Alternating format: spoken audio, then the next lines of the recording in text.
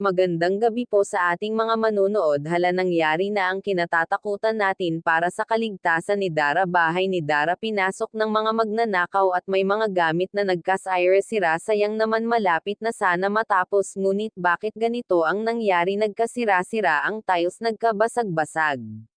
Kuya Rab hindi makapaniwala sa nangyari. Dara takot at nag-aalala para sa kaligtasan nilang magkapatid. Nakaraan, di ba sabi ni Dara may kumakatok sa bahay nila tuwing gabi at may umaaligid, kaya nakakalungkot isipin na may mga ganitong tao ngayon na may masasamang balak.